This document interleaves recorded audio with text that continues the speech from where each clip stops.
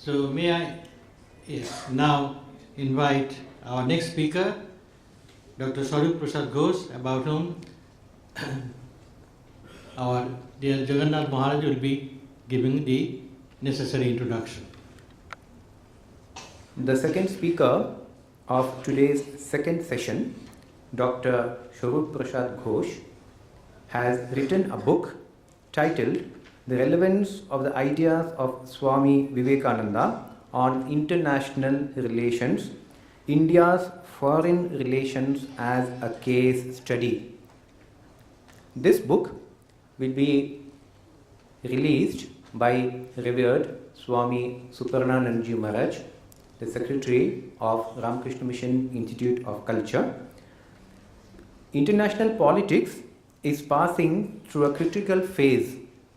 In our endeavor to give a scientific approach to the study of international politics, we have ignored the need of values in the domain of international relations. Here in this book, the author has tried to understand the relevance of the ideas of Swami Vivekananda in the field of international relations.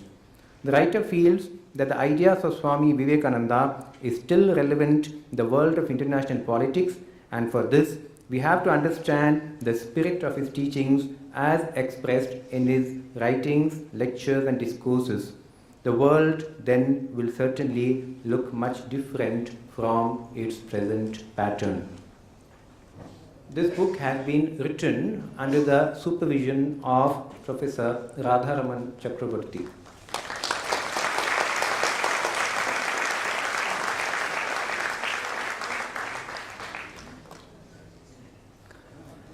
We have a CD that has been made as a tribute to Swami Vivekananda on his 150th birth anniversary. It's an audio CD on the original English poems by Swami Vivekananda and the Bengali translation. This CD also is being released. It contains the recital of the first address of Swami Vivekananda at the World Parliament of Religions on the 11th September 1893. May I invite Professor Krishna Bose and Srimati Vijayalakshmi Burman. Srimati Vijayalakshmi Burman.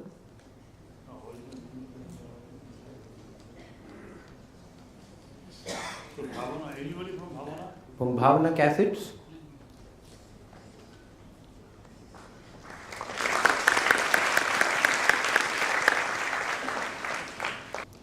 On to the chairperson of the session.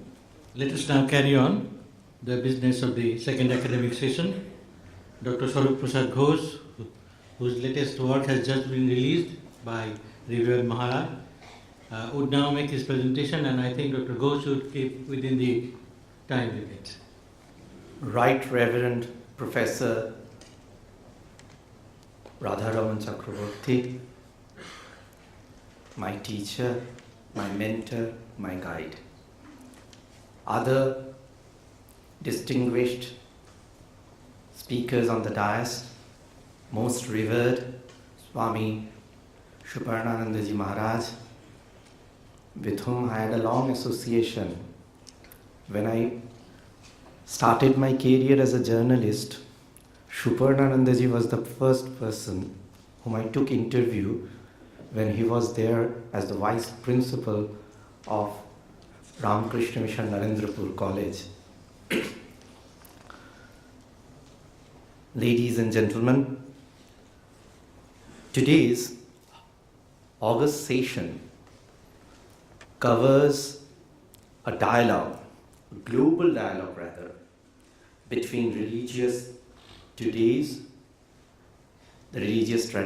the religions of modern times, as Swamiji would have envisaged. The concept of global dialogue between religions is an Indian thesis. Maharaj has rightly told that if we go on speaking English at random, there are people who are sleeping at random. So it is better I will follow a bilingual session. Now this very concept of global dialogue is an Indian thesis. Started with the Indian traditions because the Semitic religions pledged that my religion is true. The Mohammedans wants to think that the whole world should be a better place to live in if the entire world turns Muslim. The Christians think that way. It is only in India we think that it will be a better place if there is an unity in variety, or if there is an unity in diversity. Swadharme sthiti, Svanatan dharme priti, Svarvadharme shampriti. This has been our Indian thesis. Swamiji said, Vedanta was not the work of a single man. Therefore, naturally, unlike Buddhism or Christianity or Mohammedanism, the prophet or the teacher did not entirely swallow up or overshadow the principles. Thus, the Upanishads speak of no particular prophet, but they speak of various prophets and prophetess. That is why the Mohammedans want to have the whole world Mohammedans, the Christians, Christian, and the Buddhists, Buddhist. But the Vedanta says, let each person in the world be separate, if you will. The one principle, the unity will be behind. The more prophets there are, the more books, the more shares, and more methods, so much the better in the world. Why? If we live in a world of economics, Professor Banerjee was talking about economics. We say that country is economically developed, which has many opportunities. There are economic opportunities flooding the nation, and we say that is a developed nation. We don't say that one economic way of life will develop a nation. In the same way, that is a tolerant nation, where all the different ideas are given the freedom to flourish. Then only we can say that tolerance has been really accepted. Do we find tolerance nowadays in the world? If it has been so, then 200 practically people would have not been killed very recently in India, in the northern Indian clash between different religious communities. The tragedy lies in the fact that Vedanta understands that and therefore preaches one principle and admits various methods. It has nothing to say against anyone, whether you are a Christian or a Buddhist, or a Jew or a Hindu, whether mythology and whatever idea you follow, your allegiance to whatever religious creeds, Vedanta preaches universalism. Now, with this universalism, what Vedanta preaches, have we accepted it? Now, this universalism never means that we will advocate absence of religion.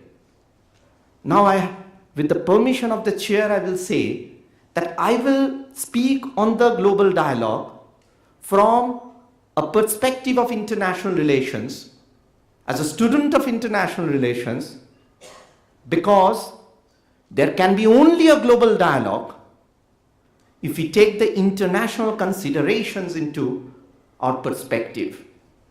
If we take into consideration the European Union, there is an European Union.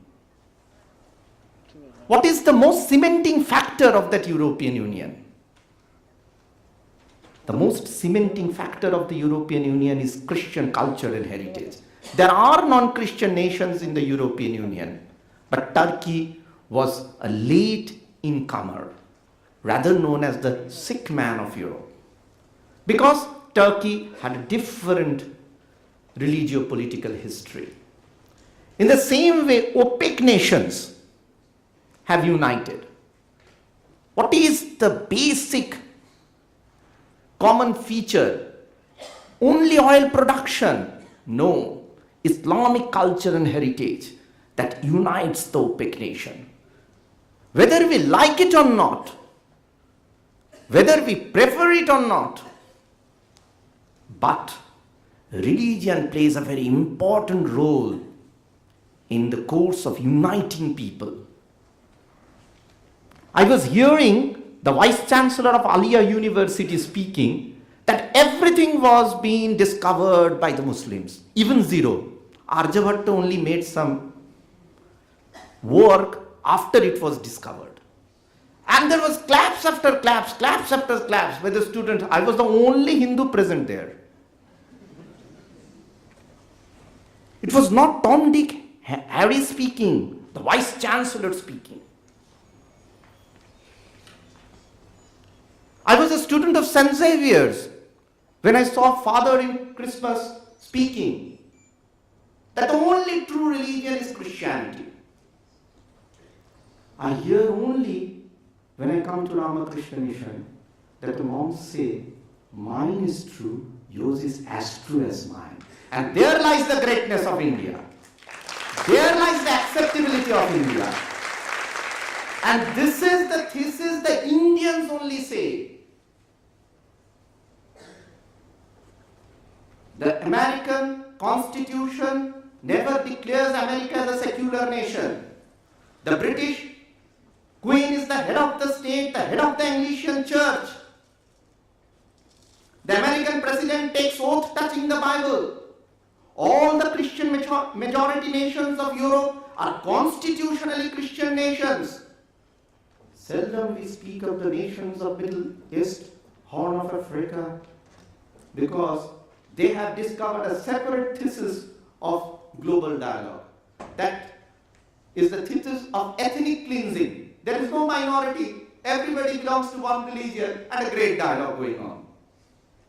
Turkey is a secular, so-called secular nation where there is 1% minority population. In Bangladesh, the Hindu population came down from 20% to 8%. In Pakistan, the Hindu population came down from 15% to 2% after independence. 2.5 crore Bengali Hindus are vanquished from earth because when the nation was partitioned, amongst the Bengali-speaking people, there were 46% Hindus, 54% Muslims. Today, among the Bengali-speaking population, there is 33% Hindus, 67% Muslims. 13% Hindu Bengalis have practically wiped out from the surface of the earth. That makes practically among the Bengali-speaking population, 2.5 crore Bengali Hindus have practically evaporated. We are least bothered, indifferent to our own cultural heritage. No nation is going to hear us if we remain weak. And this thesis was given by Swami Vivekananda. If you go on preaching, we are preaching Svarva Dharma Swama Bhava. People heard it. If they have heard it, would they have behaved like this? If my maid servants speak very high philosophy, the owner thinks that is the cry of a weak person. So we have to be economically strong. Professor Banerjee was right. If we have to prove our religious thesis right, the world listens the strong. Whenever there may be very great speakers here sitting in front, but whenever you are invited in seminars, you need a designation, a position. Then only you are invited to call. Otherwise, you are not invited. Maybe you are a good speaker, but invitation will not come. Designation comes before the devotion. So here lies the problem. Here lies the problem of senses. And that is why we will be hard only when we are economically strong. And after independence, we are made to believe that in 1947, 15th August, the power was transferred into the hands of responsible Indians. And what happened after this transfer of power in the hands of responsible Indians? We started with $1, the conversion rate was 1 rupee. After 67 of very responsible government, $1 is equal to 67 rupees. We are made to believe that we are in the hands of very responsible government. Why this has happened? Because we believe that we will be taken out of the problems of ours by an American thesis or an European thesis. And what happened? We practically made a copy-paste of the American economic ideas into our economic concepts, forgetting that we are having 4 times more the population than America. And here Swamiji told that there can be a right type of a global dialogue between religions. The rise of the departments of comparative religion in the West. No doubt there has been an influence of India, but we are a labor surplus economy. And our economic thesis starts from the village. Gramin theke shuru. And in the 67 years, we have forgotten the village. We think that Delhi, Bombay, Calcutta, Madras can make this nation good and great, forgetting 65% of the population. The tragedy, Maharaj rightly told. If we speak in Bengali from this dais, Kouli no jabe, uruti jane na mitro bhashaye bole. And if we speak English from the dais, the dignitaries will be saying, learned person, but the commoners will be saying, what he told I don't understand.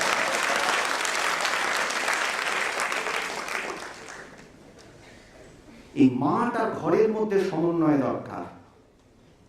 মাঠটা আমার বাংলা, মা, ঘরটা আমার ইংরেজি শেখা ভাষা। মাঠে থাকতে পারবো না, সে অভ্যেস নেই। আবার মাঠটা না হলে ঘরটাই বা করবো কোথায়? ঘরে কে চিনবে? তাই সমন্বয়টা স্বাধীনতার পর হয়নি। যারা পড়ে শুনে কোটটাই পড়লাম, তারা ঘরে এসে উঠলাম। আর যারা মাঠে পড়ে রইল, তাদের নগণ্য ভাবলাম। গ্লোবাল ডায়ালগটা যেটা শুরু হবে, সেই গ্লোবাল ডায়ালগটা শুরু হবে একটা সমন্বয়ের সূত্রে। সেই সমন্বয়ের সূত্রটাই হারিয়ে গেল।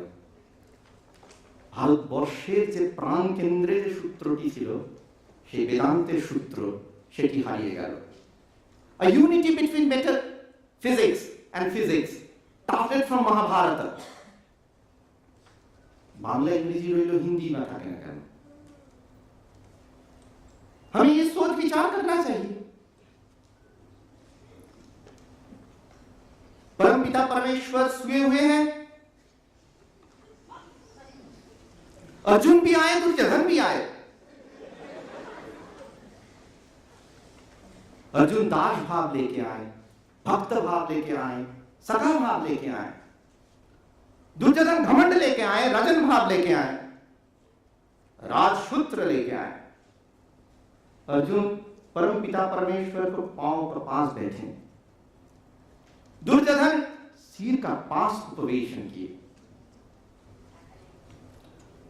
लीला परमेश्वर गात्रोत्थान हेतु पहले अर्जुन को देखा, उपरांत दुर्योधन को देखा और एक सूत्र दिया। क्या सूत्र था? सूत्र ये था कि एक तरफ मैं रहूंगा, नियत था, मैं युद्ध में भाग नहीं लूंगा, मैं अस्त्र स्पर्श नहीं करूंगा, मैं शस्त्र उठाऊंगा नहीं। शास्त्र धर्म ही जय प्रभु विजय हमको दीजिए, समर्पित मन गुरु चरण स्थित प्रसाद भिक्षा दीजिए। और दूसरी तरफ मेरा 6 लाख नारायणी सेना होगा, सशस्त्र होगा, और वो युद्ध क्षेत्र में, युद्ध आंगन में, युद्ध क्षेत्र में रहेगा, युद्ध करेगा। तुम किसे चाहते हो अर्जुन? अर्जुन ने कहा, मैं 6 लाख नारायणी सेना लेके क्या करूं प्रभु? मैं स्वयं नारायण को चाहता हूं। और दुर्योधन ने क्या सोचा? कि एक ग्वाले को लेके मैं क्या करूं? एक ग्वाले कहते हैं कि ये जाएगा युद्ध क्षेत्र में, लीला देखो क्या मैंने युद्ध क्षेत्र में। मेरे को 6 लाख नारायणी सेना चाहिए, सशस्त्र चाहिए, ये युद्ध क्षेत्र में होगा, अस्त्र शिक्षा से शिक्षित होगा।